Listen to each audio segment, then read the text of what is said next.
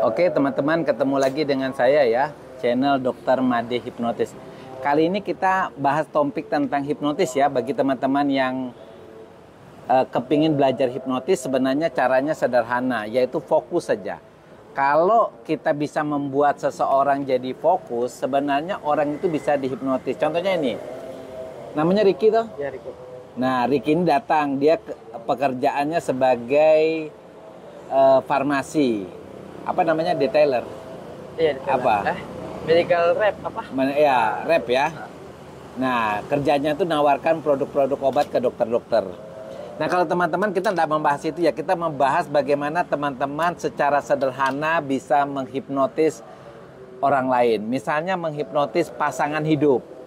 Ya, atau kalau yang lagi pacaran, bagaimana kita menghipnotis pacar kita, meyakinkan pacar kita bahwa kita adalah orang yang sangat mencintai dia. Tentu senang toh kalau kita bisa menanamkan kepercayaan ke pacar kita bahwa kita adalah orang yang sangat menyayangi dia. Tapi jangan digunakan untuk kejahatan. Jangan kita selingkuh lalu kita mempengaruhi pacar kita seolah-olah kita setia. Jangan begitu. Artinya ketika teman-teman bisa menggunakan hipnotis untuk positif, untuk meyakinkan klien, meyakinkan pasangan hidup atau yang sudah berkeluarga, anak-anak, bahwa kamu menjadi bapak yang baik atau pacar yang baik, suami yang baik atau istri yang baik. Ya, di contohnya saja Ricky ya. Ya, Dok. Nah, Ricky sekarang kalau Ricky lihat ini ya. Lihat. Oke deh. Kita kasih papan pengumuman ini nah. Ricky bisa lihat ini, Ricky, ya. Tulisannya. Ya. Lihat terus ya. Fokus saja lihat tulisannya. Tulisan G Goat ini ya. Boleh? Boleh. Fokus terus. Fokus tulisan G-nya. Oke, lihat terus. Anehnya tiba-tiba badannya Ricky kaku seperti patung, sehingga ketika Ricky hitungan ketiga, maka tiba-tiba badannya seperti patung, tapi mulutnya bisa berbicara. Badannya seperti patung, tidak bisa bergerak sama sekali. 1, 2, 3. Oke. Ricky, coba berdiri deh, Ricky berdiri. Nah, teman-teman, ini sugesti yang langsung ya. Artinya dengan cara fokus saja, seseorang bisa masuk ke pikirannya. Kan tadi kita sugestikan bahwa Ricky menjadi patung. Nah, otomatis di alam bawah sadarnya dia benar-benar menjadi patung. Nah, seperti itu. Nah, kalau kita mau mengubah sugesti itu, misalnya lah, kita mau mengubah bahwa dia merasakan rasa permen. Nah, teman-teman kan tahu biasanya rasa permen itu kan manis. Contohnya permen ini kan manis ya. Teman-teman kan tahu. Kita bisa mensugestikan sesuatu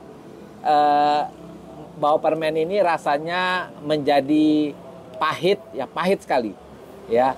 Tapi apa gunanya sih kita belajar hipnotis? Nah, teman-teman kan pernah sering dapat kasus seseorang yang misalnya nafsu makannya turun, tidak mau makan sama sekali, setiap makan muntah, tetapi dengan hipnotis Anda bisa menghipnotis orang yang nafsu makannya turun itu kembali meningkat. Jadi ketika dia melihat makanan, otomatis nafsu makannya meningkat sekali.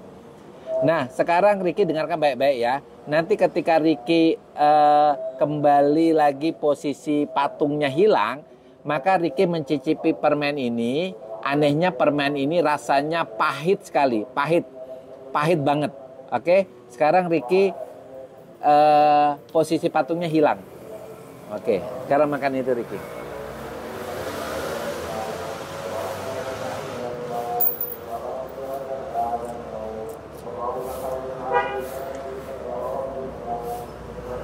Lihat sini Ricky, lihat sini.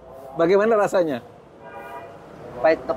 Asam. Mana pahit dengan obat? Lebih pahit ini, Dok. Oke, mau rasanya jadi enak? Oke, Ricky pernah rasa coklat? Pernah. Wah, rasanya kayak coklat sekarang. Benar toh?